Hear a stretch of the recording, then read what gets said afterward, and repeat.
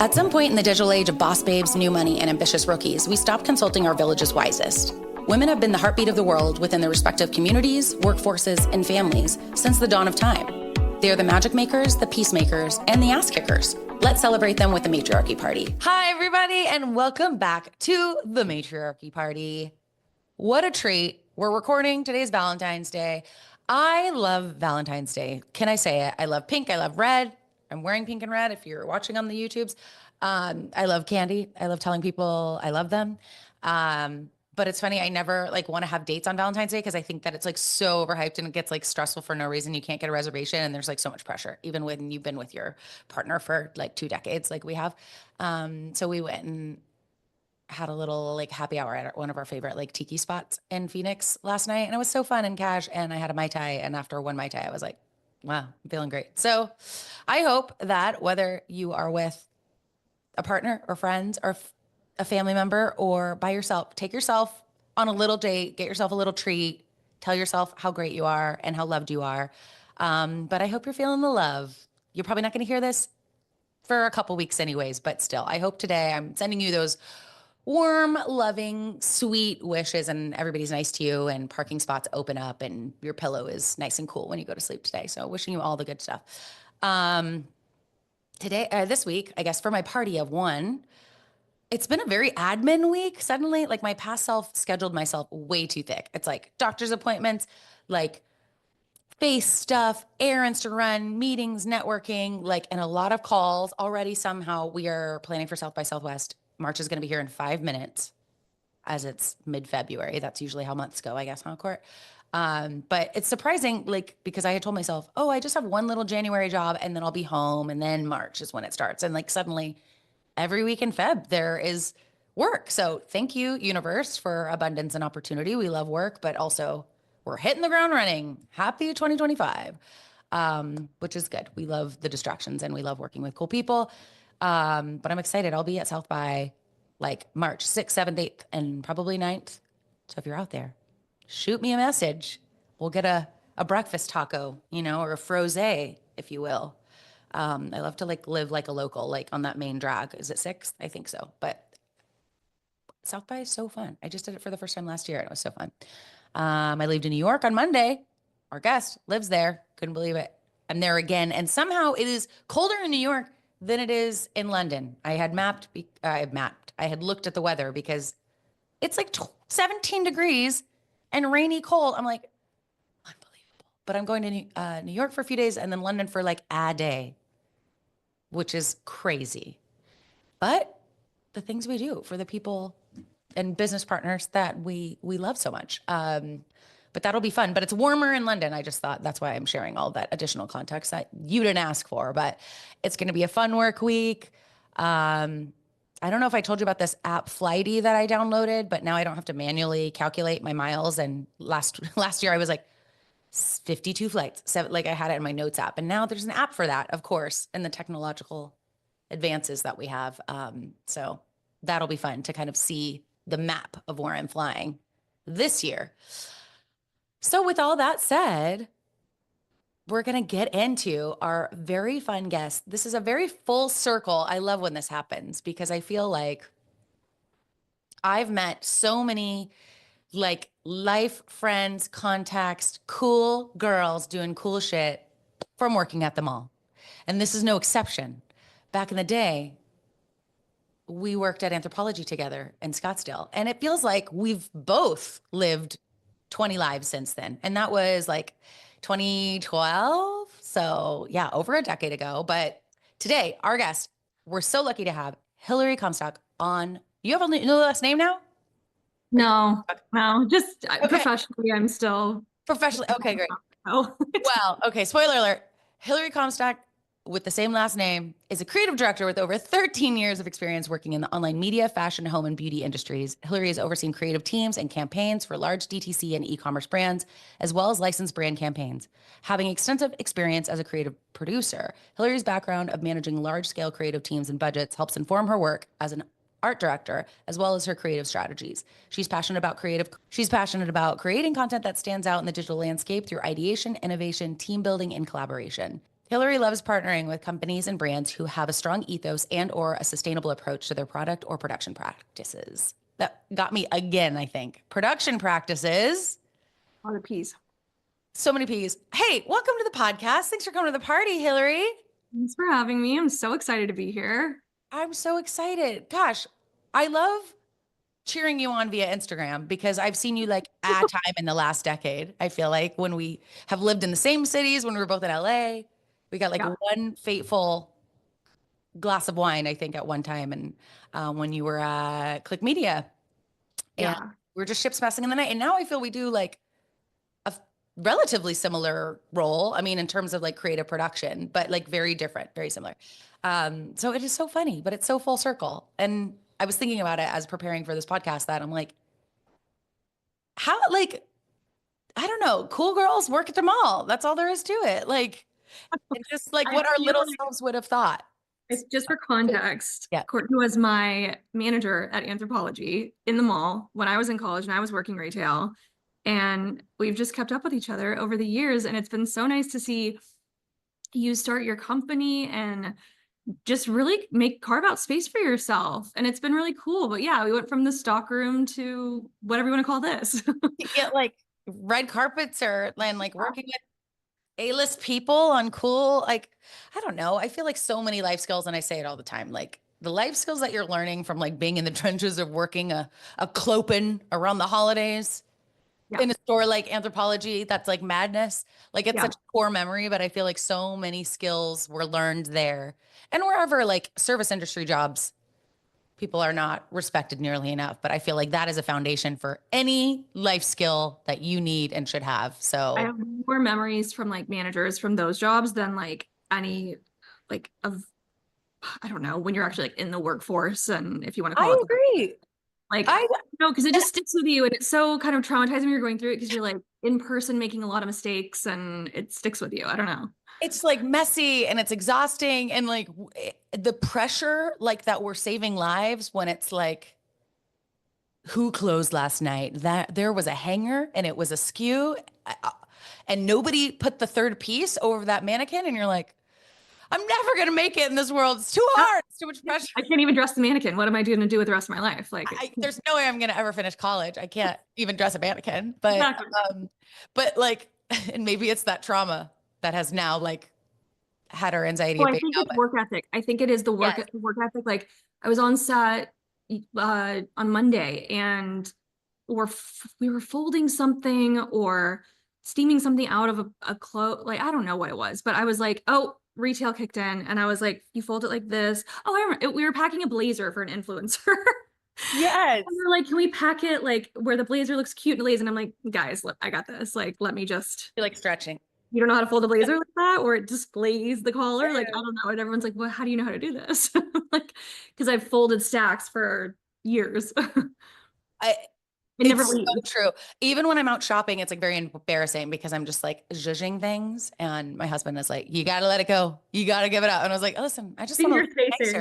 spacing. And like if a bar is like If they're too squished, I'm like, oh, you can get like wax paper and go over that. And my husband even he's like, people they don't care. You don't need to tell them that. You just look but get a little wax paper and that's going to slide that curtain. Wow. Yeah.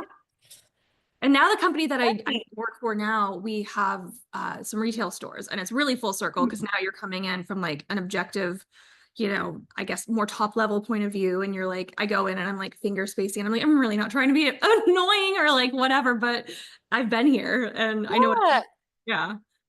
Well, and I think it's the care. It's like the work ethics translated, but like the eye, the attention to detail, the care. And now even being on more of an external partner coming into the physical store, it is fun. Like in the moment, you're just like, this job is going to suck the life out of me for a retail job. At least everybody gets to that point, and that's why you're no longer in retail, I guess.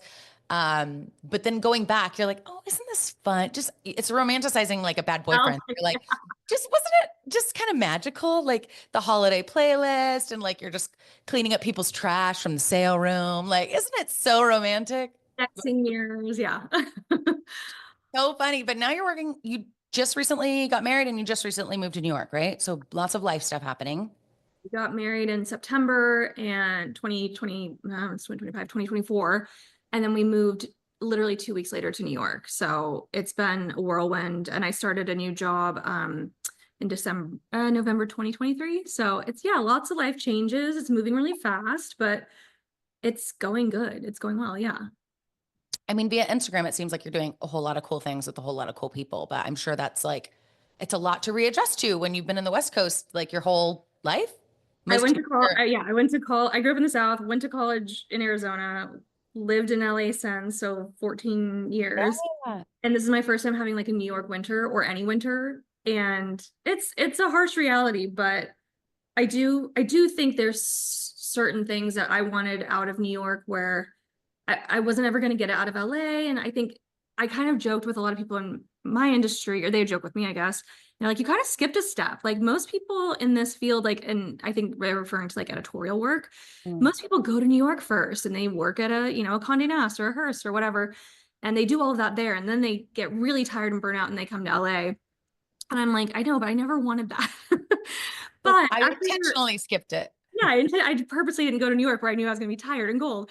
But I do think after working for so long and like being sort of bi-coastal and doing work in LA and New York, I love LA. We probably will go back at some point in our lives, retire. I don't know. But I don't know. There's something serious about New York. And I think it's fun to like, you really, I mean, not to be cliche, but it really is like you're living out your kind of Devil Wears Prada, like New York moment. And it was important to me to have at least once. Yeah. My husband's lived here before, and you know, he had his handful of like traumatizing subway stories, but he also had like fun and like, you know, I don't know, got to experience it. And I was traveling here so much. So anyways, it's really fun to be in New York finally. I do miss Yeah. the weather, but the opportunities here are just a little bit different. And it's a lifestyle change for sure, but I'm embracing it. And it's fun to sort of be, yeah, serious. I'm not really, but like serious art director mode in New York. Yeah. Right? No, So you're like, I'm like cosplaying as a serious art director now. Like, yeah, not that you weren't serious in LA, but I'm sure it's like a different, you're like, oh, this is the real deal. exactly. Like nothing is different except we're not getting Erewhon on set, but it's the same. It's But only a matter of time. and the community has been really like the art community in terms of like booking stylists and photographers and hair and makeup, and everyone just really supports each other here. And it feels really like there's a lot of camaraderie and people want people to book work and have each other's backs. And it's really not that that's not prevalent in LA. And I think it is, but it's different here in a way. And I can't describe it, but it's really nice. Yeah. It's a good creative, uh, the creative, like, what am I trying to say? Like the people who out their community, like the creative community here is really nice. And it's fun to kind of be with this group of people for now. And then, you know, I'm I going love back. it. Nothing's permanent. Yeah. If you want to go back to the West, you can. But it's like such a core milestone. I feel like as somebody in a similar age, growing up watching the Devil Wears Prada in the 2000s, you're like, you have to have you're like listening to like, suddenly I see, as you're like walking down the,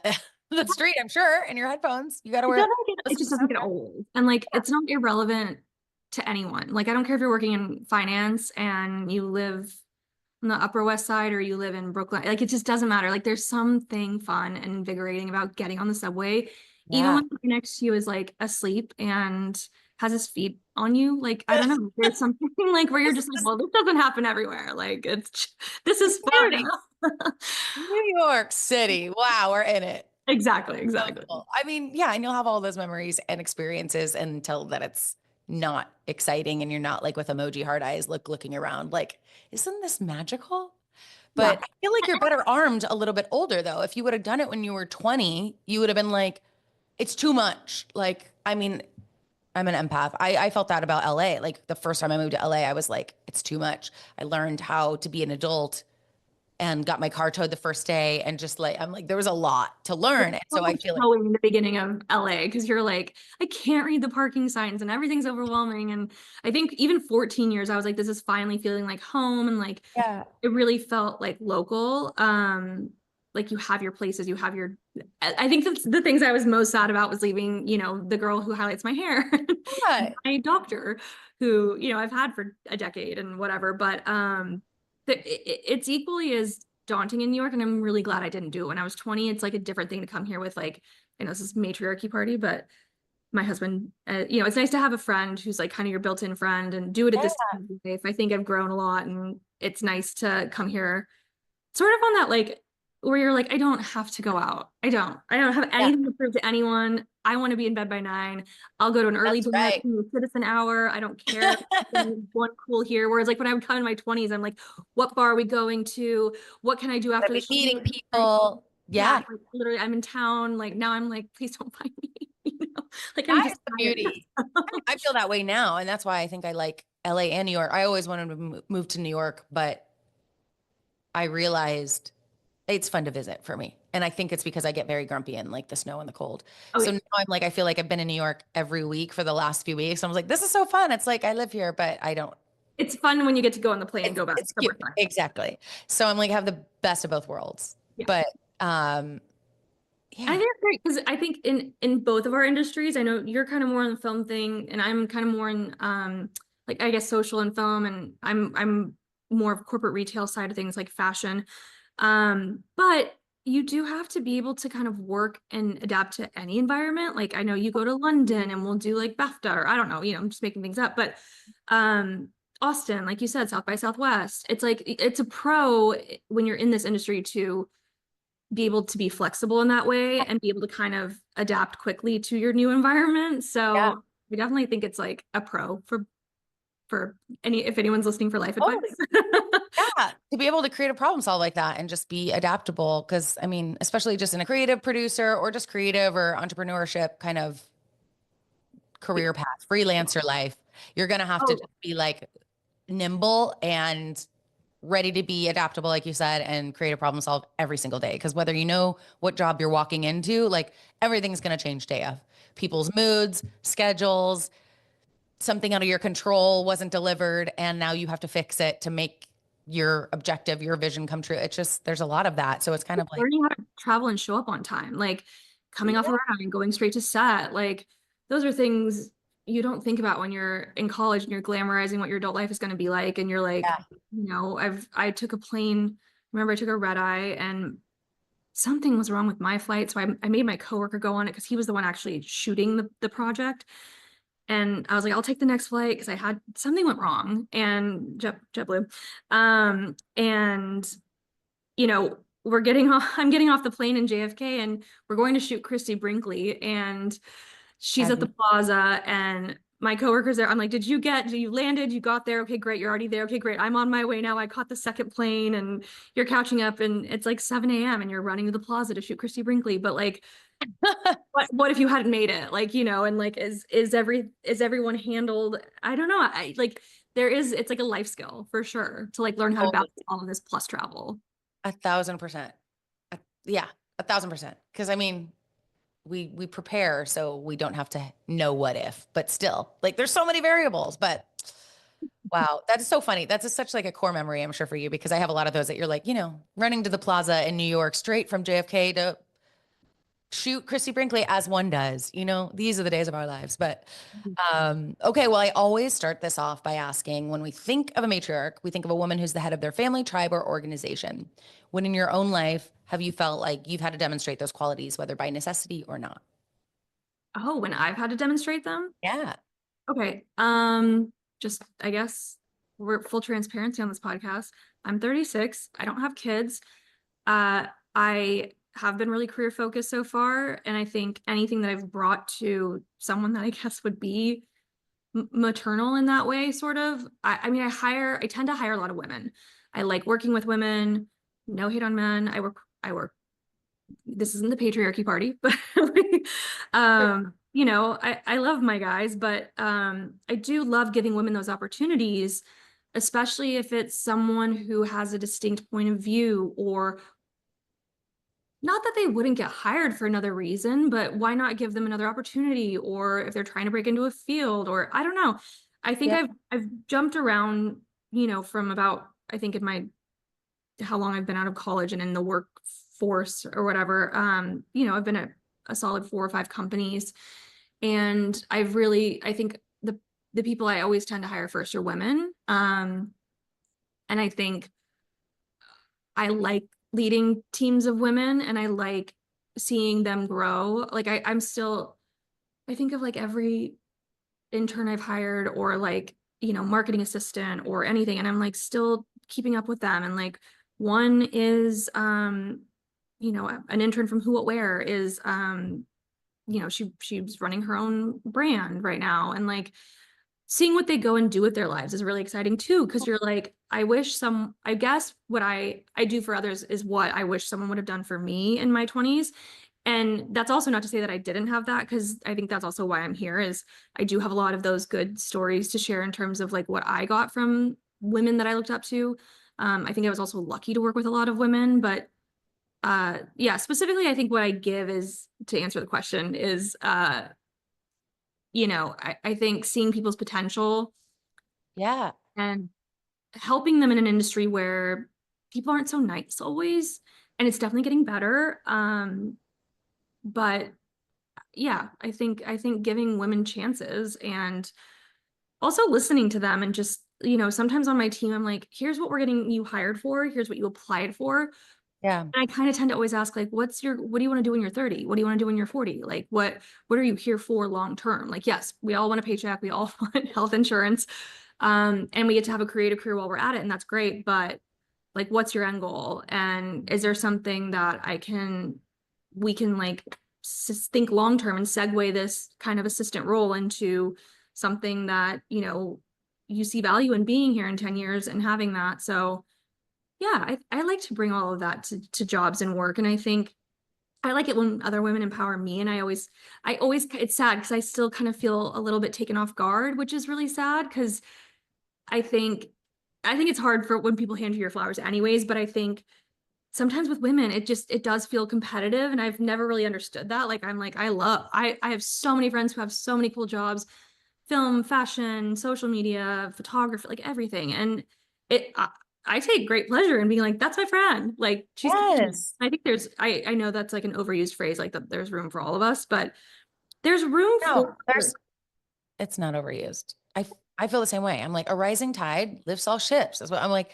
If I get to like empower other women, because like, yeah, those of us who don't have human children, like there's still so many ways to be a matriarch in your life. And so I'm sure like on so many shoots, on so many, like on work environments, like you end up finding yourself in that matriarch role, leading and empowering like the next generation. And yeah, you feel weird when you like I'm like I've been 23 on sets where I was the youngest, and like now that I'm in my mid 30s, I look at that and I'm like, if I had a 23-year-old on set that I was responsible for the things that I was responsible for when I was that age, and the pressure that they put on me, I would have been like, I like now I just look at it and I'm like, you're a baby. Like, yes, I'm not, you know, taking anything away from women in their 20s, or, you know, you're trying your best and you're really enthusiastic and you're getting in there and all of that stuff, but you really are still so young. And I don't ever treat people like they're too young, but I also want to realize that like this is still a developing human. Like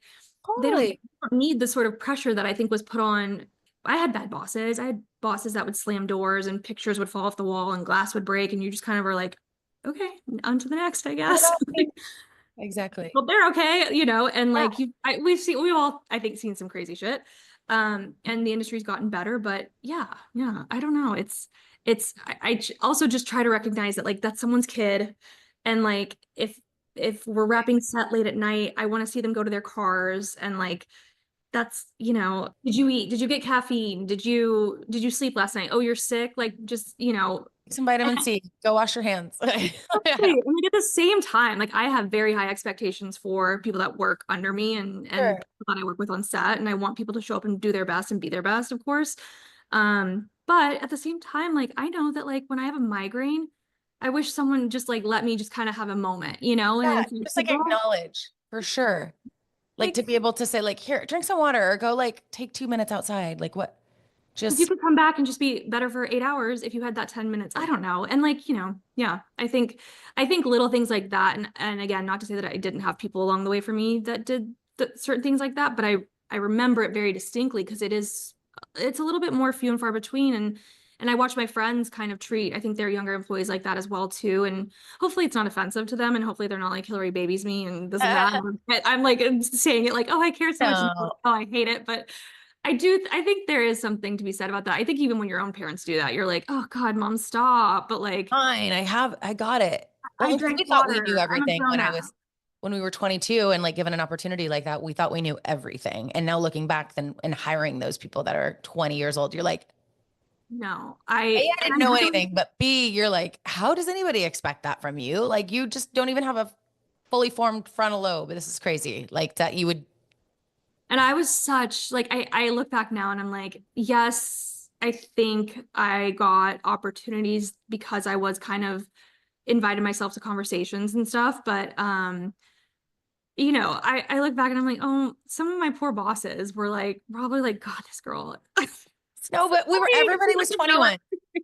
And now finding yourself as 36 that you're looking at having the ability to be the mentor, even though I don't know about you, I still feel 20 years old in my mind. I'm like, we're still learning and growing, but suddenly now I'm the grown up that needs to be like teaching and fostering the next generation. And you're like, hold on, I'm just a little girl. I'm just, what?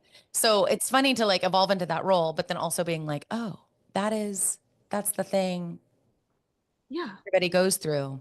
Like we're all very serious, but like sometimes I'll open my like I was in a job in LA and I'm walking around set and it ironically was an all guys set, which was very rare for me. And I guess it is worth calling out that like it's nice that that felt weird because it hasn't happened in a long time, which is good. And I think it's nice to have balanced crews, but it wasn't, anyways, it was a men's shoot, but I'm on the set with all dudes and I opened my little bag that I just brought to set that I don't need my wallet and all of this stuff. I just needed like chapstick, but I opened my bag on set and I'm like, I'm just a girl. Like it was a Diet Coke, a bomb.com and like gum. And I'm like, girl after all, like we're all like, listen, we're so powerful and we're these like, I don't know, powerful. Tossing all these men around, but I just have my Diet Coke like, ready. I'm just a girl and I need a Diet Coke at 3 p.m. Okay. Just let me apply my lip gloss. 100%. 100%. You can be both. God, everybody. Duality of women, you know? Yeah. We can do it all. Next, I want to ask you, what does success look like to you now? And how do you think it's evolved since when you were first working in your early 20s? I don't know that I have like an answer to that. I think I will say, and maybe this was just me, but I actually was thinking about this yesterday. You're in your 20, when you're 19, 20, 21, 22, and you're in college. And I wanted to be done with college because I just wanted to get into work. Like I was so desperate to just like, I'm like, I want to be in a career. I want to be making my own money. I want to be doing my own thing and have my own independence, but in like a real, you know, like I was very lucky that I did have some support financially in college and I worked retail and had internships and all of that stuff. But there wasn't lost on me that like you get taken seriously when you are, you know, I guess providing your own income and like really taking care of yourself. And that was what an adult was to me. And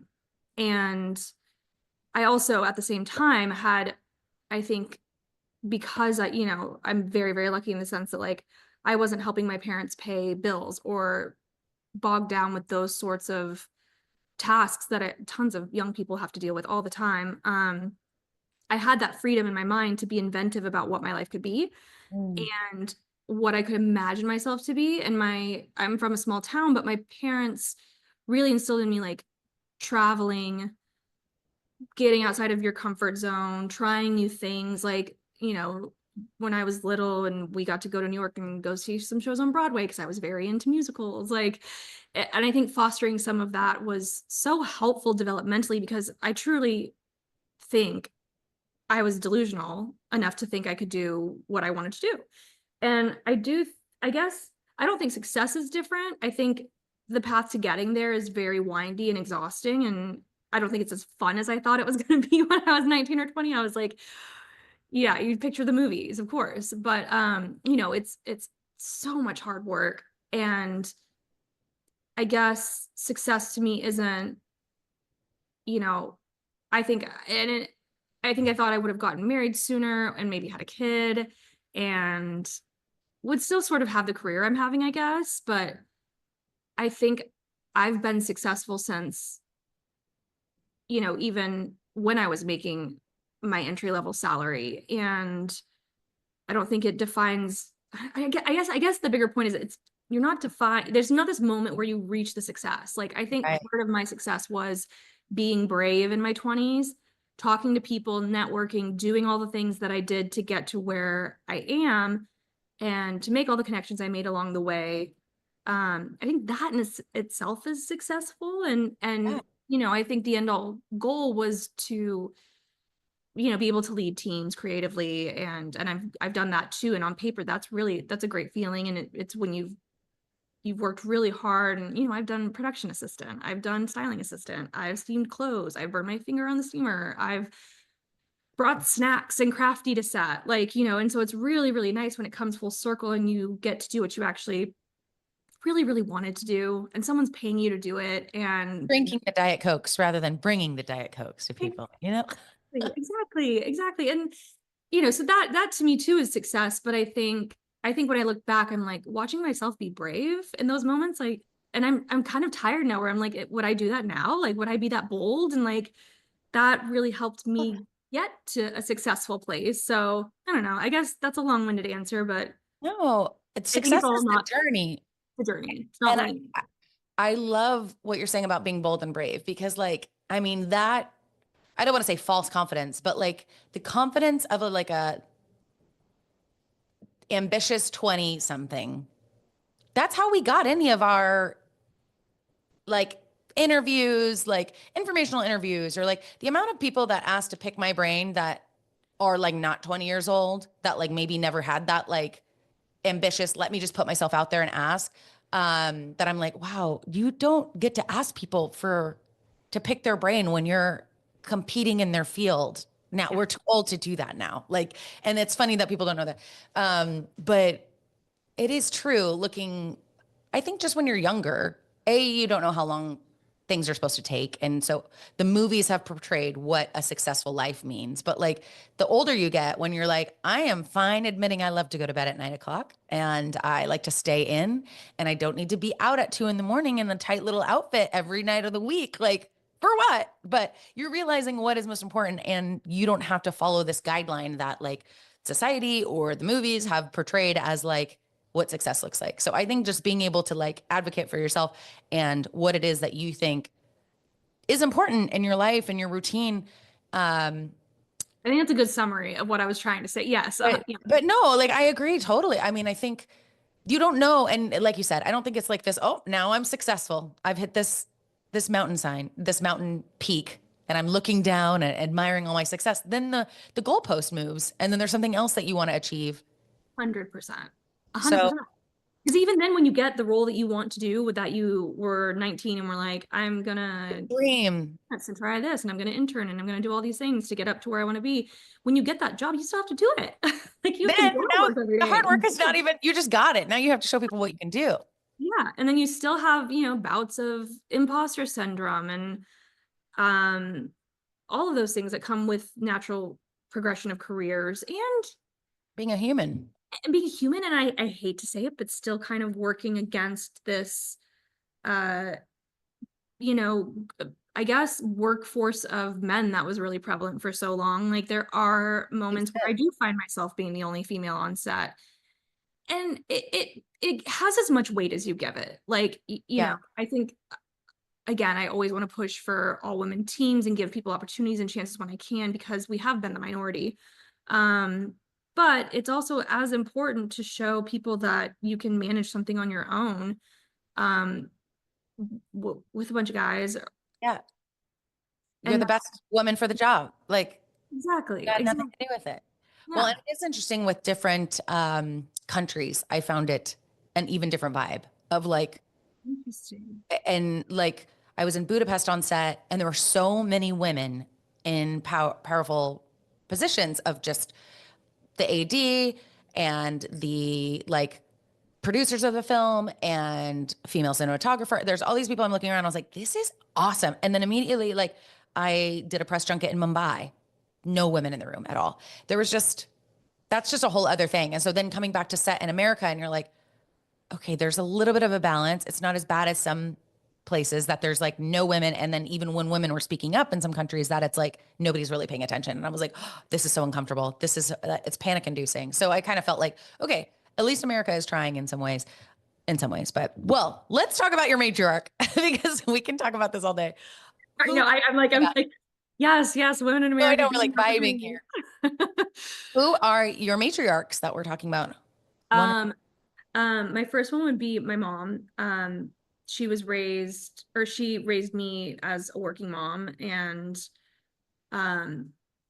she was a teacher who was very passionate about her students. And, you know, if someone didn't have a lunch, like she would make sure that God, I see so many teachers like this on TikTok now that are like feeding their students and pay teachers more. But anyways, she was that teacher. She was the one that was like, you know, shoes with holes in them. Like, you know, she would kind of just make it happen for them and give that extra notice. And that's very maternal.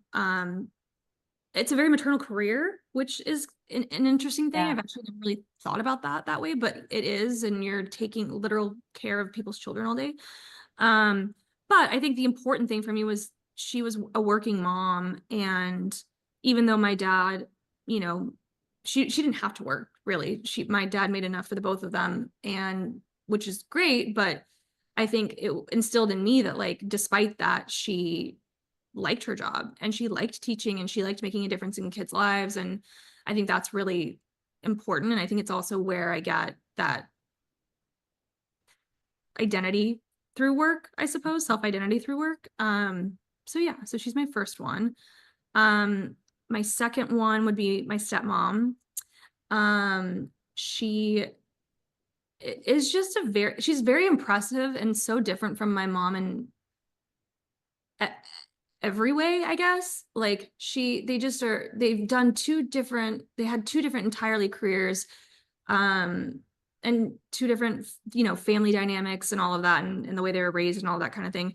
But my stepmom's impressive. She put herself through college, and I don't want to butcher any of this. She went through, you know, she wasn't in my life until she was in her 40s, but and I was 16 or 17, but she put herself through college in a very male-dominated field, like more or less computer science, and a lot of her colleagues are male, and it's just so interesting that she just holds her own at all times. But yeah, and got her first master's then. And she's had this really amazing career. She worked in Singapore.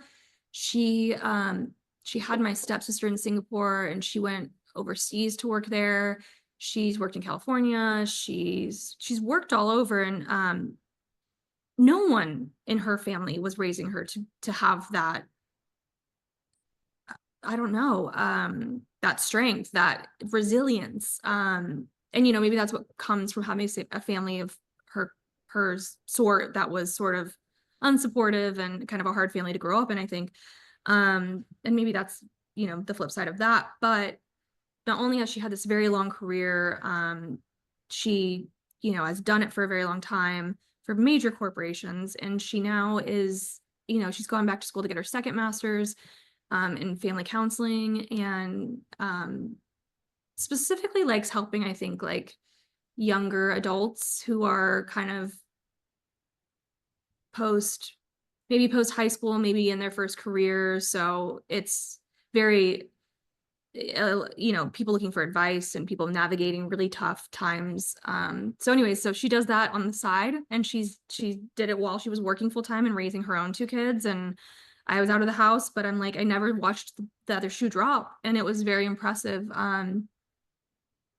Yeah, so she just kudos all around. She's just a great figure in my life. And since I've had her as an adult in my life, which obviously makes up for the fact that my mom isn't here and all of that. But in addition to that, it's been someone that I can go to when I'm like, my boss wrote this, like, what do you translate this as? And like, I'm so good at navigating that stuff now. And like, there's nothing that could probably make me wince or be like, yeah, that's myself. You've seen a lot. Yeah, exactly. Like that just comes with the territory. It gets better, kids. But when you're 23 and you're like, what do I make of this? What did she mean? Or what did they mean? Am I getting fired? Like, she was always there to talk me off the ledge and read the emails and make sure my response is back. And I look back now and I'm like, oh, that was kind of silly that I made her do all of that. Like it was so life and death, but it feels like it. It feels like it. Yeah, So totally. anyway, so I give her those flowers because it's just all very impressive. And also her sort of secondary career that is coming, she just does it in her free time right now. She's still working, she's not retired. And but it's nice to see that like she still wanted to do this other thing and did it later in life.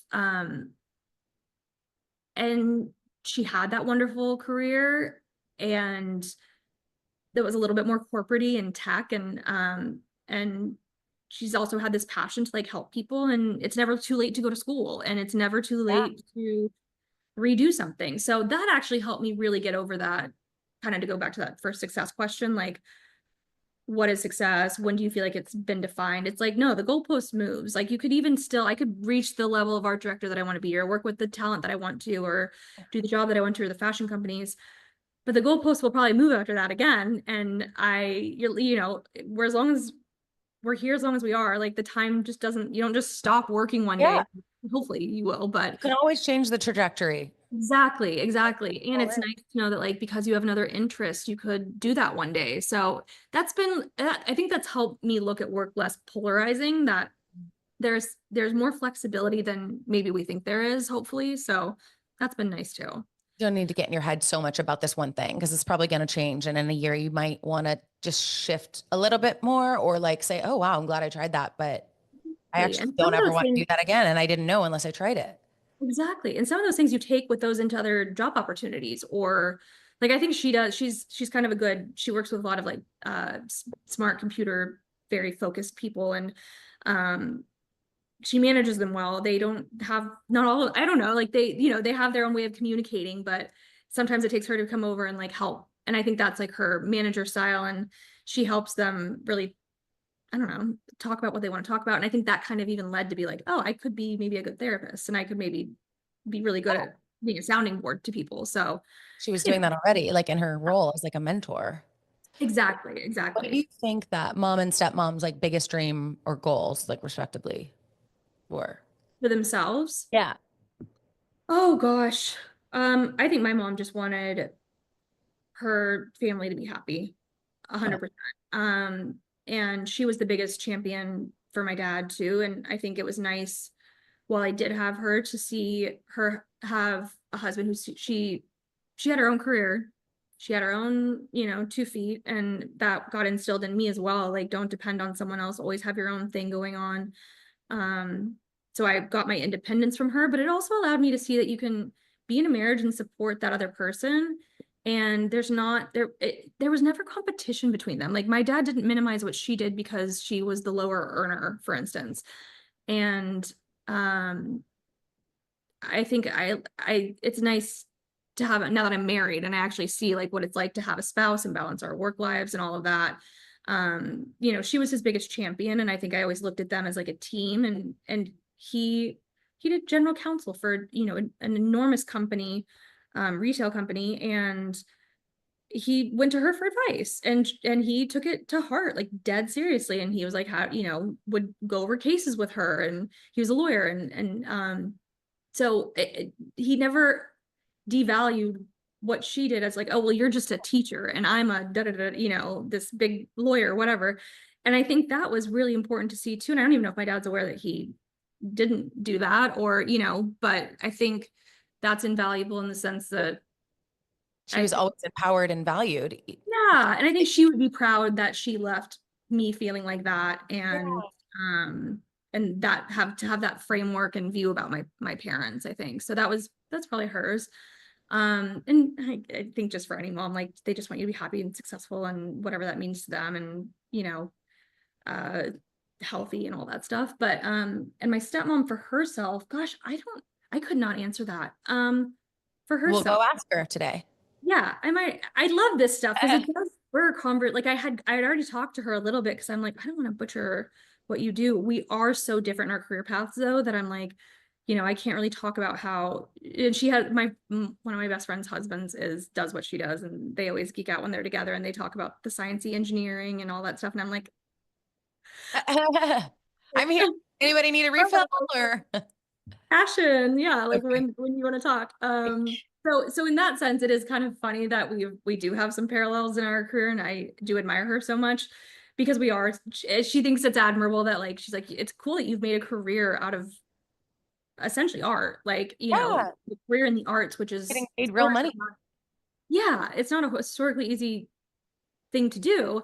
And even Mhm. I'm still, you know, like at a fashion corporation, like I'm not like an artist who's showing in an independent gallery. Like I think that's so impressive. But you know, I still have my health insurance, my 401k. But what would she want for herself? I think she just really wanted to be, you know, she grew up with a kind of a harder family dynamic, and she raised you know, her sister's kid a little bit, and before she had kids of her own, and then when she had kids of her own, she was also working full time and making sure they were okay, making sure, and I look back now too, and I'm like, well, you don't have to raise me, but you know, I was still there. I was still probably being a pain in the butt or something, you know. So I think her goal was really what she ended up doing, which is making something of her life, which is what kind of a far cry from how she was raised, and in these really crazy fields that she's gone into, and done something with it and successful. And now I think she's at a point where she can hopefully, you know, retire in a few years or something. I don't know what her long-term goal is there, but she will, you know, pursue the family counseling thing when that's done. And Amazing. I think all of, like, she has little goals too along the way. Like she was like, I want to get a boat and I want to do that, you know. So she's had her little like check boxes where she's like, I think or I want to go on this trip, and like I want to go. That's her big thing, is spending money on traveling too. So like that's where her spending goes. But yeah, I think Well, that all of that, like having this career that was impressive, raising your two kids, because she, you know, she was divorced from her ex-husband, and that, you know, being a single parent with two kids, that's already a feat. I don't know, like now that I'm saying all of it, I'm like, good job, Steph. that's a Like, lot. that's a Well, I want to lot. ask you the final question. If you could say anything to your matriarch, what would it be? Um, if oh, it's a little, well, what I would say to my mom is, I thank you for all the things that I mentioned about, you know, how she influenced me. Um, but you know, I think when you lose a parent or anything like that, all you ever really want to hear is like, are you proud of me? Uh, Um, and like, do you think what I do is cool? And it's sad that, you know, you don't ever get the answers to those things, but they are. She is. yeah, but thanks. But I do have really nice people in my life that remind me of that too. Like when I doubt that, I have friends that remind me like, yes, you would be. And my dad, obviously. And so that's nice. But you know, I guess I would just say, honestly, I would ask her if she thinks I'm cool. Yeah. I mean, that's what we're all just seeking is like our parents to think Well, we're cool and be yeah, like proud I'm of like, us. if I imagine having a kid, and I didn't see them for however long, Yeah. I want to be like, you good? Oh, Like, did it all work out? Is, you know, so that, but also, you know, I really do appreciate the way I was raised, and the way that I was raised to look at things and treat people. And yeah, so thank you for that. And then my stepmom is still here. She's with us. And yeah, I guess good job, honestly. Like great work. You did it. You did it all. And I don't think she hears that enough. And it really is very impressive what she's done with her life, and all the personal goals she's achieved on her complete own, like just completely her own. So it's impressive. it's moms are amazing. And stepmoms are amazing. That must be such a it's hard shoes to fill and evolve and like create your own relationship. And it's amazing. I like, there's so much more I want to ask, but I know we're at the end of our time here, but thank you so much for your time. I think you're so amazing and talented. I want to spend more time like in person, A, hanging out, and B, we have to find a way to work together this year because I just think Both, you're all, yeah. so cool and talented. And I think you're a badass, and I'm excited for this new New York adventure that you guys are just like taking the leap and doing. And even if that involves shoveling snow, if you guys want to see more of what Hillary's doing, you could try following her on Instagram. Does that work? Or LinkedIn? I'm like at Instagram, it's HILLY__C. Or you see, Hilly we'll C? never let it go. No, you shouldn't. I let Coco Danger go and somebody scooped it up. I thought that I had taken it and I'm like, I the had the horror. Lil before Hilly C. Yeah, you used to have Lil Hilly C. Yeah, and then I Lil. finally, I think I got to like 30 and I was like, am I little anymore? We're Oh, not- I want we're to be grown, so Hilly C. But yeah, Well, no. thank you so much. And yeah, guys, as always, thank you for coming to the party. Remember, if you have the gift of being able to call your mom, grandma, or mentor, go do it. Call them, tell them you love them, make some plans, ask them about their life, and go get out there and make it a great week. Bye.